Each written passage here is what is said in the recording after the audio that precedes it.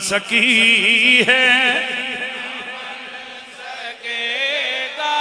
मिसाल तेरी, जवाब तेरा। मौला अली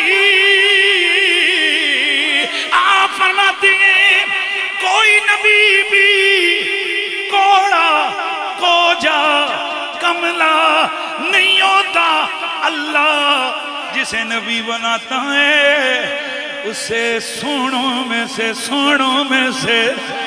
सोना बनाता है। चुन चुन के मेरा रब नबुव्वत के नूर को रखता है। और इतनी बात ज़हन में रखना, वह सारे सोने होते हैं, करीमुल हसब है, उनका हसब भी बड़ा इज्जत वाला होता है, हसन सौत है, उनकी आवाज भी बड़ी प्यारी होती है। मौला अली फरमाते हैं कोई भी नबी जिसे भी अल्लाह नबुव्वत का नूर अता करता है उसमें 3 बड़ी क्वालिटियां, नंबर 1 सोना होता है, नंबर 2 इज्जत वाले खानदान वाला होता है, कैरेक्टरलेस बंदा नहीं होता, नंबर 3 उसकी आवाज बड़ी प्यारी होती है। इन्ना नबियकुम काना सफीहुल वजह करीमल हसबे हसन सौत। ओए अल्लाह के बंदो, मौला अली फरमाते हैं तुम्हारे आका सोने भी थे, प्यारी आवाज वाले भी थे, अच्छी हसब वाले भी थे, सोने नसब वाले भी थे। ओए इसका जो उर्दू में तर्जमा साइम चिश्ती ने किया वो क्या है? तू शाह खूबा तू जाने जाना, तू शाह खूबा तू जाने जाना है, चेहरा युम्मुल किताब तेरा ना बन सकी है, ना बन सकेगा मिसाल तेरी, जवाब तेरा। फिर वही बात आएगी मैं तेरे हुसैन बयां के सदके, मैं तेरी मीठी ज़ुबां के सदके, बरंगे खुशबू दिलों में ओ तेरा, बरंगे खुशबू है, कितना दिलकश खिताब तेरा, नाम बन सकेगा मिसाल। हजरत सैयदुना माज़ तमीमी नबी की बात गरज, नबी की आवाज गरजदार भी थी, मीठी भी थी। हजरत माज़ तमीमी फरमाते हैं खतबना रसूलुल्लाह बिबिना फफुतिहत अस्माउना वफी लफ्ज़िन फफतहल्लाहु इस्माना हत्ता कुन्ना नस्मा मा यकूल व नहनु फी मनाज़िलिना। अल्लामा अबू नुआइम ने इसे हिलिया में जिक्र किया है। हजरत सैयदुना माज़ तमीमी फरमाते हैं अल्लाह के नबी ने आज के दिनों में जब मिना में खुतबा दिया, फरमाते हैं हुजूर ने खुतबा मिना में दिया, हुजूर की आवाज में इतनी गरज थी, इतना लहजा अजीम था कि हम उस आवाज को अपने घरों में बैठ कर सुन रहे थे।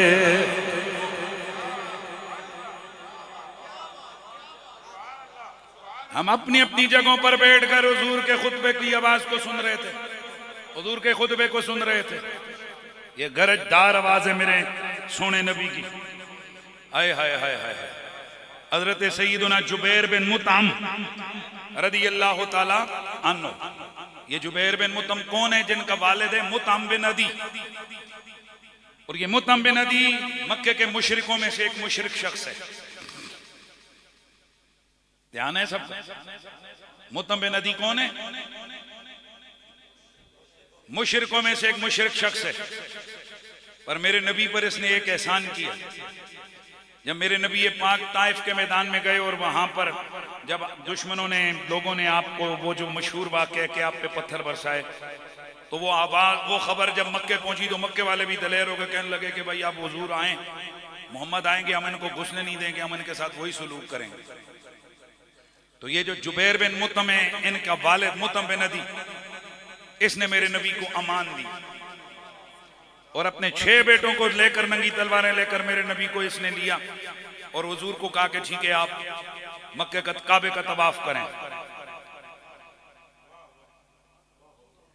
अबू सुफियान अभी मुसलमान नहीं हुआ थे, तो अबू सुफियान ने देखा तो बड़ा गुस्से में कहने लगा, ओए मुतअम तूने दीन बदल दिए? उन्होंने कहा नहीं, दीन शीन नहीं बदला है, मैं अपने मजहब पर हूं, दीन पर हूं, लेकिन बस मुझे इसे गैरत आ गई ना, इलाकाई गैरत, खानदान कबीले की गैरत आ गई कि यार इन ताइफ वालों ने हमारे इलाके के बंदे के साथ ऐसा सलूक क्यों किया। तो कहने लगा बस मैं सिर्फ उस वजह से मैंने अमान दी है। तवज्जो है सबकी? तो जुबैर बिन मुतअम और इनके भाई जनाब नंगी तलवारें लेकर इसके हुजूर की मायत में खड़े हुए। ये मुतअम बिन अदी जो मुशरिकों का सरदार था, ये मर गया। जब बदर की लड़ाई हुई तो बहुत सारे मुशरिक क्या हो गए? गिरफ्तार हो गए, पकड़े गए। तो ये जो जुबैर बिन मुतअम है, ये भी मुसलमान नहीं हुए थे, ये गए हुजूर के पास बंदे छुड़ाने के लिए फिदिया देकर। मेरे नबी ने जब इन्हें देखा तो मेरे आका ने फरमाया कि अगर आज तुम्हारा बाबा मुतअम बिन अदी जिंदा होता, तू तो 1-2 की बात करते हुए इन सब के बारे में कहता, सबको आजाद कर देता।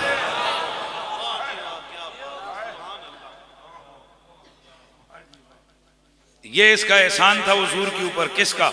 मुतअम बिन अदी का। पढ़े लिखे दोस्तों, नौजवान साथी, हवाला ज़हन में रखना। दीवाने हसन बिन साबित ये मार्केट से मिलता है, आप इसको ले लीजिए। तो जब ये मुतअम बिन अदी मर गया तो एहसान किया था इसने हुजूर पर, तो साहबी रसूल हजरत हसन बिन साबित ने इसकी शान में शेर लिखे।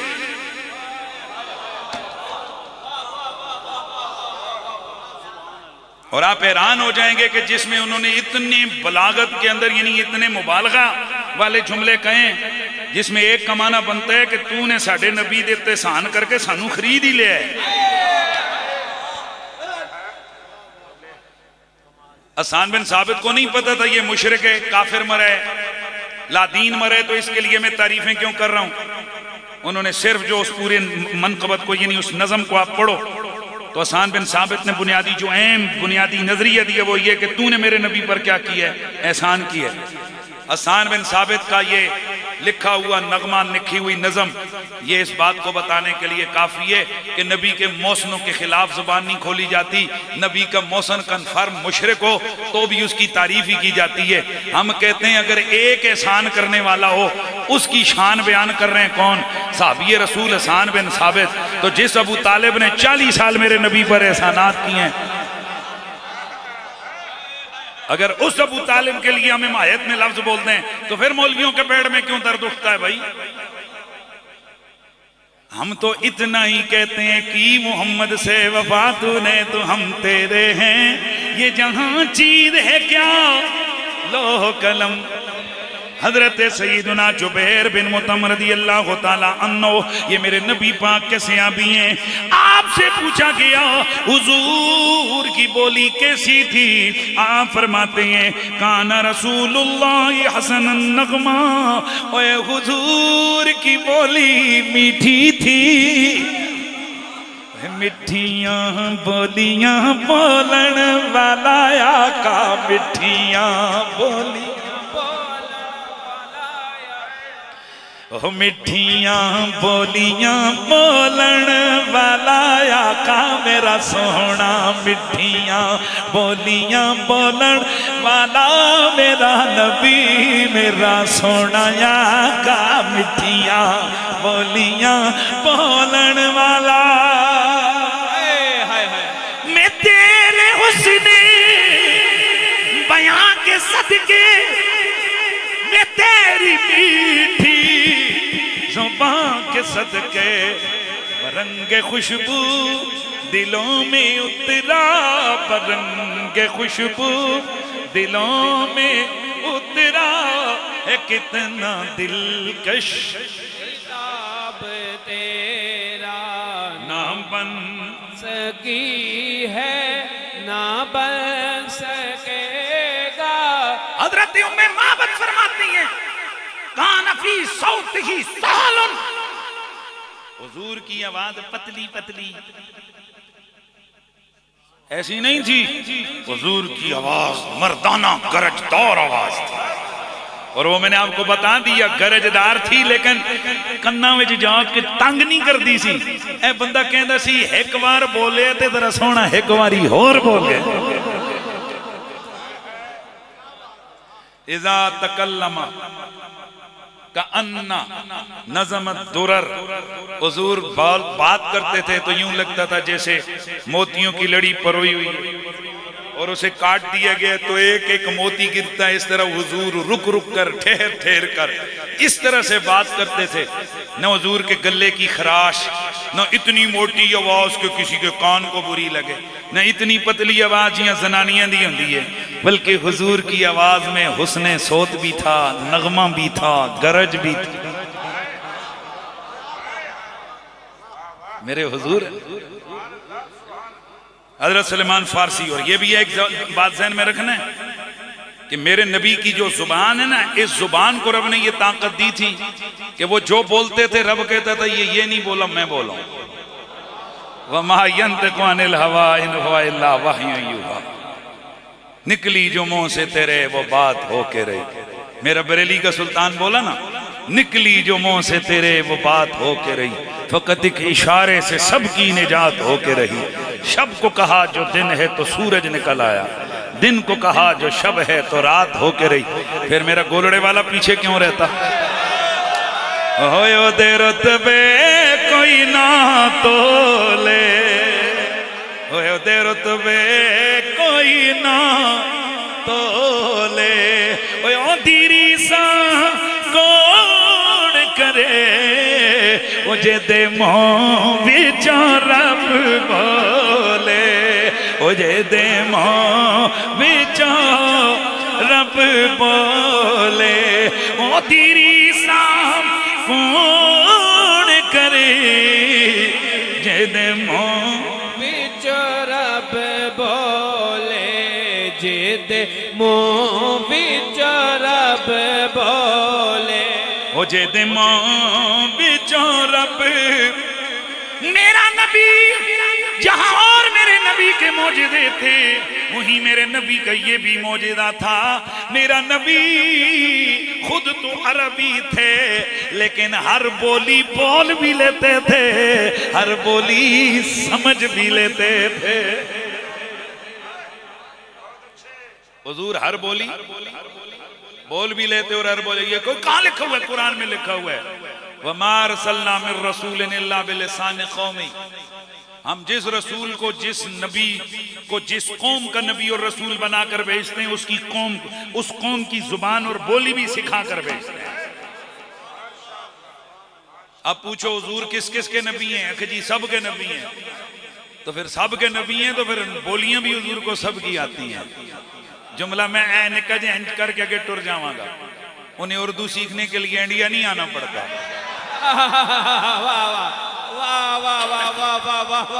जिन्होंने समझ आ गई उन्होंने आ गई।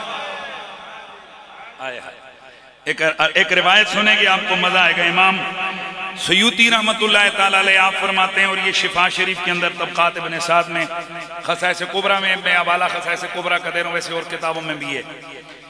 अन्ना नबी सल्लल्लाहु अलैहि वसल्लम लम्मा वज्जहा रसूलहु इलल्लाह, अल्लाह के नबी ने कई बादशाहों की तरफ अपने नुमाइंदे भेजे। तवज्जो है, अब मुख्तलिफ मुल्कों की तरफ नुमाइंदे गए, सफीर गए। ये जो जाने वाले हैं ये कौन है? अरबी। और जिनकी तरफ जा रहे हैं किसकी क्या बोली, किसकी क्या बोली, किसी की रोमन है, किसी की फ्रेंच है यानी फारसी है, पर्शियन है, फारसी है, किसी की और बोली है। फ़ख़रज सित्ततु नफ़र मिनहुम फी यौमिन वाहिद, एक दिन में 6 सफीर निकले मदीने से। फ़अस्बह कुल्लु रजुलिन मिनहुम, तवज्जो है, जब ये मंजिलों पे पहुंचे तो जिस शहर और जिस मुल्क की तरफ ये हुजूर का सफीर गया, यतकल्लमु बिसानिल कौमिल लदीना बासउ इलैहिम, रात को सोए सुबह उठे, हर सफीर को उस मुल्क की बोली बोलनी भी आ रही थी, समझने भी आ रही थी।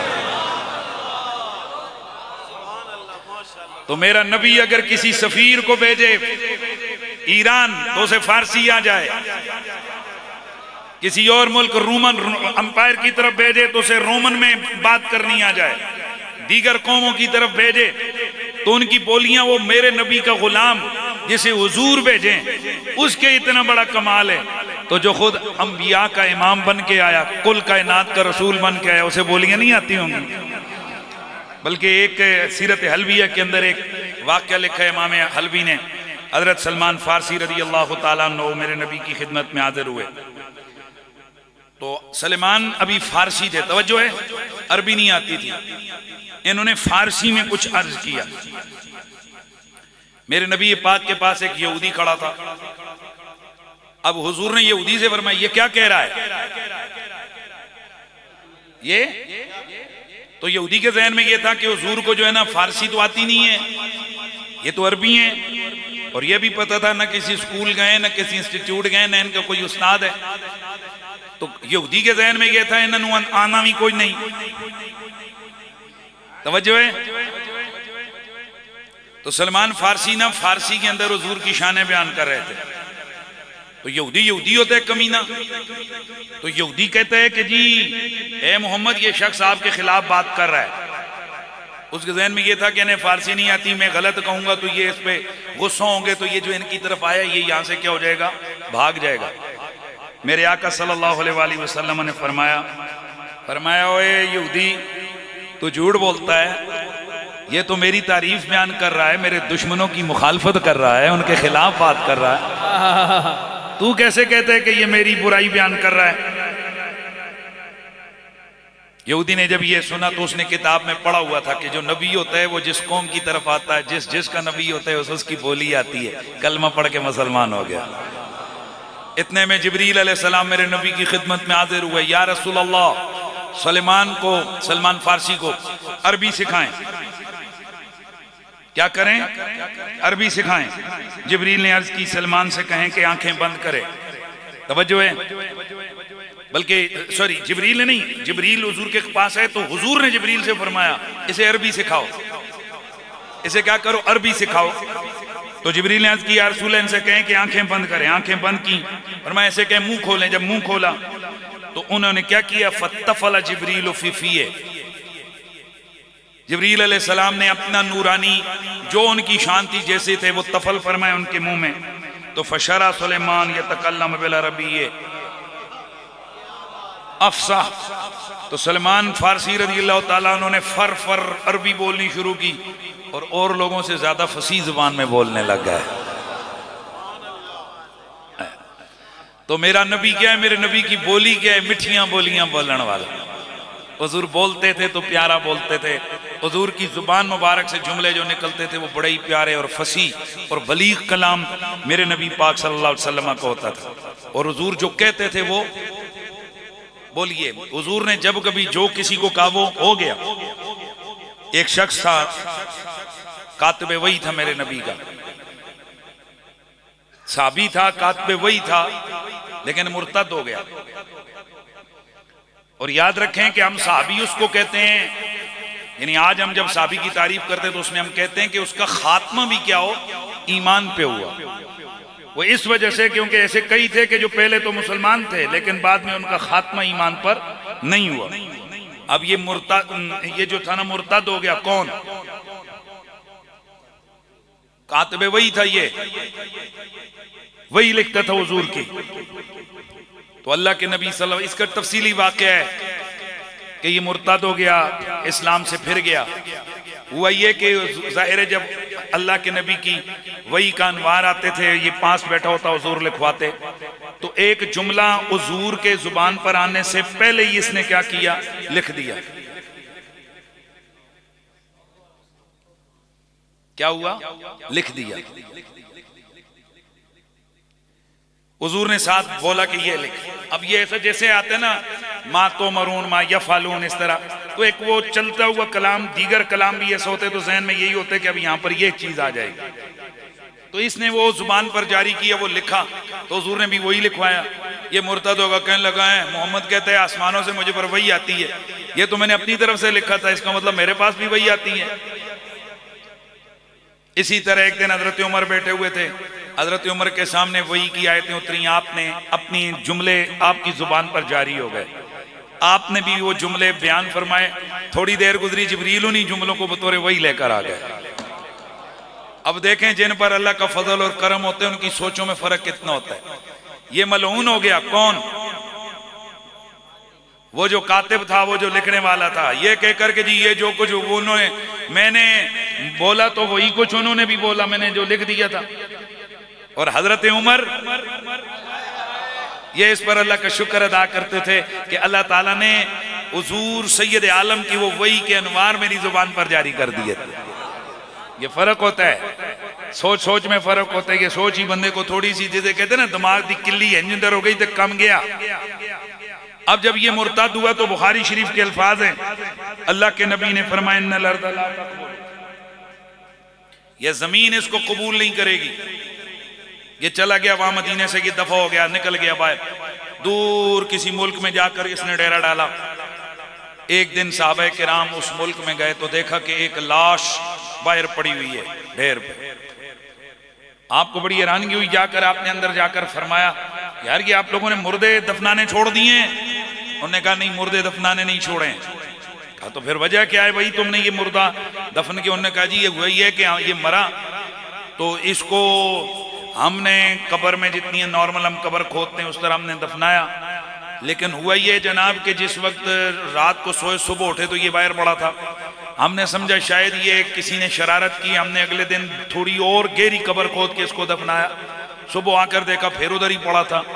अगले दिन हम सारे लोग शहर वाले मिले और हमने इतना गहरा गड्ढा खोदा कि हमने कहा अब ये बाहर नहीं निकल सकेगा, कि जिसको नॉर्मली कोई बंदा दोबारा खोद कर नहीं निकाल सकता था। लेकिन अगले दिन सुबह उठे देखा फिर बाहर पड़ा था। तो हम समझ गए कि जमीन इसको कबूल ही नहीं करती। साहब ये रसूल ने फरमाया इसका फला फला नाम तो नहीं है?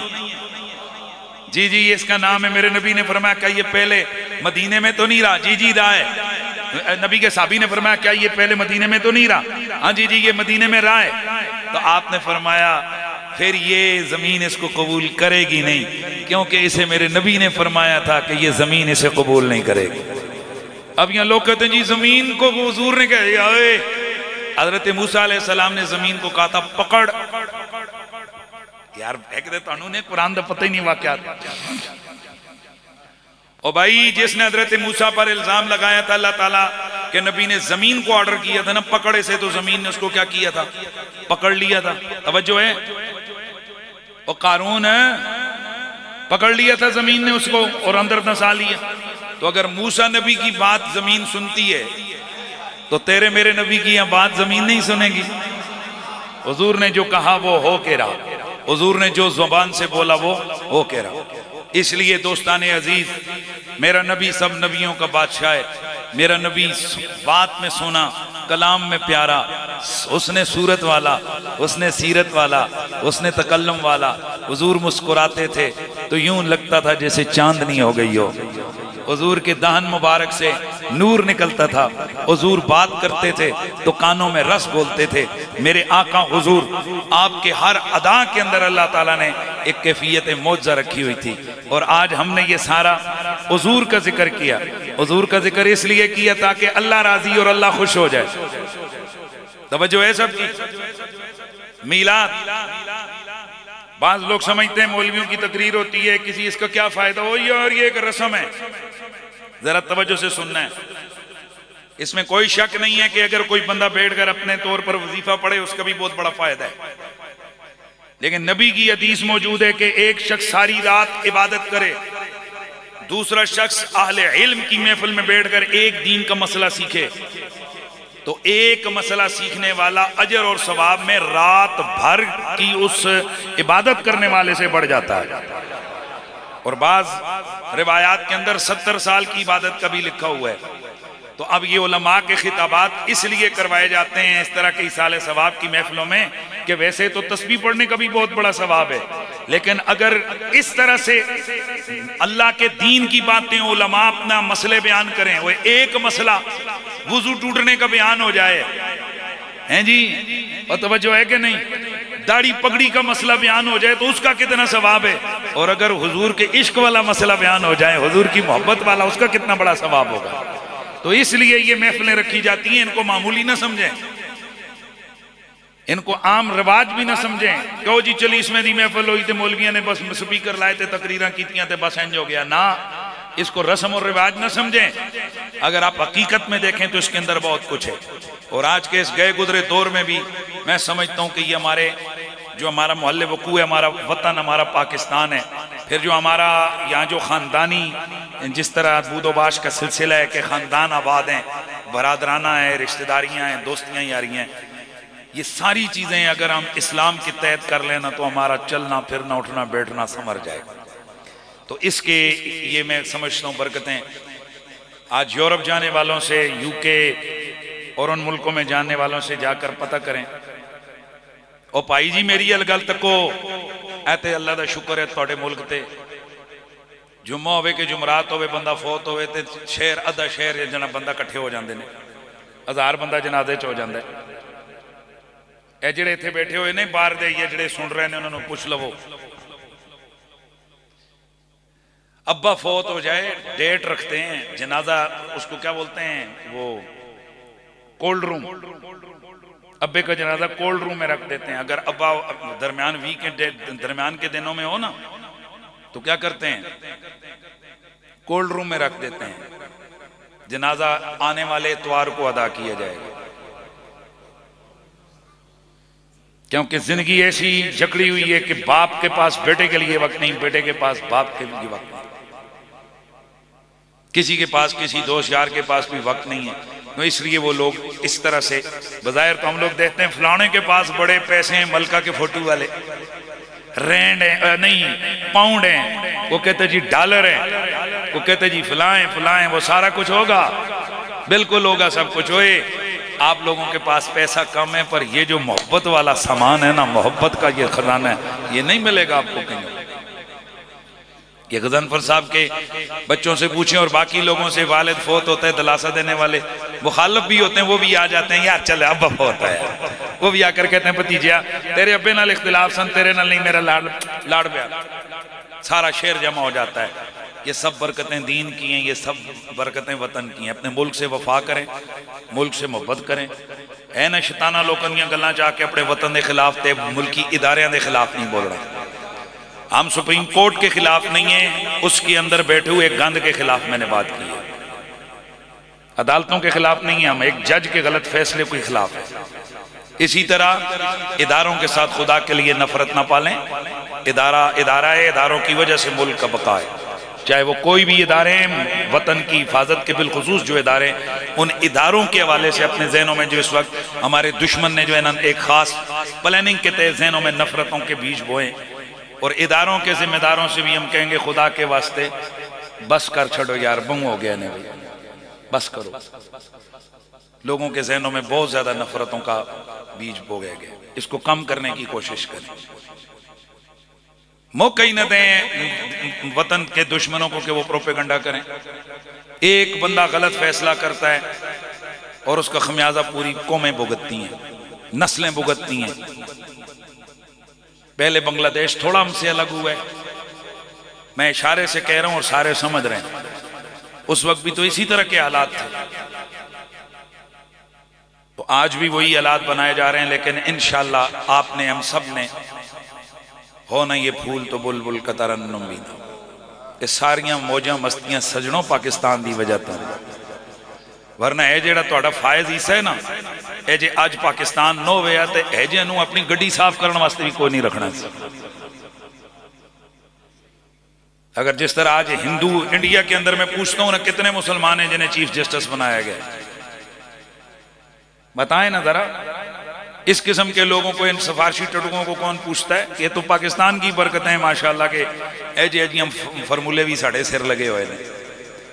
तो बहरहाल वतन है तो हम हैं बिल्कुल। हमारा, मेरी एक तालीमात, हमारा जो एक नजरिया है, मैं डरता शरता नहीं हूं, मैं सीधा मेरा नजरिया है, पाकिस्तान के लिए बच्चे भी कुर्बान, पाकिस्तान के लिए जान भी कुर्बान। तवज्जो है सबकी। लेकिन हम सिर्फ यही नहीं है सबसे पहले पाकिस्तान और बाकी काम खत्म नहीं। पाकिस्तान के लिए मैं कुर्बान, मेरे बच्चे कुर्बान, मेरी जाद कुर्बान, मेरी नस्ल कुर्बान। लेकिन इस तरह के हजारों पाकिस्तान हुजूर की जूतियों पे कुर्बान जी। ये हमारे ईमान का तकाजा है कि हम ये बात करें, क्योंकि वतन भी वतन तब है जब उसमें हुजूर की इज्जत है। बस ये मेरी तरफ से आपको दावत है। अगर आपको इस्लामी आज़ादी नहीं है, वतन के अंदर हुजूर की इज्जत और नामूस का यहाँ पैरा नहीं है, तो फिर इस कोलो ते जनाब वाला बाहर के मुल्कों में अमनो मान ज्यादा है, फिर पाकिस्तान का क्या फायदा? पाकिस्तान का फायदा तो इसीलिए ना कि हम आज़ादी से अपने दीन की बात कर रहे हैं। और अभी आज़ादी की जिन लोगों को कदर नहीं है, जरा बाहर जाके वेखो की हो रहे। और कई लोग अफवाज पाकिस्तान के खिलाफ बोलते हैं, शाम में देख लो, इराक में देखो, गंदे बंदे भी सही पर फिर भी चंगे ने, पुठियां पुठियां हरकतें इन्हां दियां पईयां सही, लेकिन फिर भी इदारे आपके मजबूत हैं। वगरना ये सियासतदान, बस हुण मैं अगली गल ना कर, इनका क्या दीन है, क्या मजहब है, क्या ईमान है, क्या इन लोगों के नजरिए हैं, वो सारे तुहाडे सामने ने। मैं इस उत्ते गल कोई नहीं करना। यानी एक साल के अंदर इनके 11 पैंतरे बदलते हैं। इलेक्शन कैंपेन में कह रहे होते हैं फलाना चोर है, मैं उसको पकड़ के घसीटूंगा, इलेक्शन के बाद उन्हीं के साथ मिलकर हुकूमत बना रहे होते हैं। क्या ये हमारे मुल्क में नहीं हो रहा है? तो फिर इस तरह के जब लोग हमारे सर पे मुसल्लत हैं, तो अगर इनके हाथों में पाकिस्तान दे दिया जाए तो फिर गया ना वतन दे कदों दा बेच के जरदारी साहब पकौड़े खाते हवाना। माफ करना मैं नाम नहीं लेता, वैसे मैं जर्नली नाम किए, नवाज शरीफ साहब अवन, खान साहब अवन, मेरा किसी सियासी जमात से ताल्लुक नहीं है, मैंने एक जर्नल बात की है। जरदारी के नामों ते चढ़ गए थे वो पकौड़े उससे मशहूर होने से वास्ते, वगरना मेरा जुबान पर ये चीज़ें नहीं आती होती। जर्नली बात कर रहा हूँ मैं कि अल्लाह ताला माफ़ करे, अपने वतन के इदारों से मोहब्बत करें, पाकिस्तान के साथ मोहब्बत करें, इज्जत करें। इन सियासतों के पीछे एक दूसरे के माँ बाप को गालियाँ न दें, दिलवाएं। इन सियासतों के लिए तुसी लोग इलेक्शनों में कितने मुंह मुक तुक कीते ने, मुक्के शुके मारे ने कीते ने कि नहीं? इसको अपनी जिंदगी मौत का मसला बनाते हो। तो वही जिन्हें विछे तुसी करते हो, वो 2 हरे जिते थे, जो एक जिता तो दूआ राती उस घर फुल देन जाता है, माशाल्लाह good job good job good job, आप जीत गए। जिनके लिए आप लोग कत्ल तक चले जाते हो, और वो रात को एक जगह बैठ गए इस्लामाबाद क्लब के अंदर खाना खा रहे होते हैं। चलिए सादिए कौमें तुसी अपनी नस्लन की दुश्मनियां शुरू कर देंगे हो। इसलिए मेरी तरफ से गुजारिश है कि इन तमाम चीज़ों से सियासत बाद में, अल्लाह का दीन पहले। हुजूर के दीन के साथ मोहब्बत करें, दूसरों की इज्जत करें, बड़ों के साथ अदब के साथ पेश आएँ, और बड़ों को चाहिए वो शफ़क़त छोटों के साथ करें। ये ज़िंदगी चंद दिनों की है, इसके बाद फिर लंबे अंधेरे, लंबी जुदाइयाँ, लंबे मामलात हैं। अल्लाह ताला मेरी और आपकी हाज़री कबूल फरमाए। अल्लाह करीम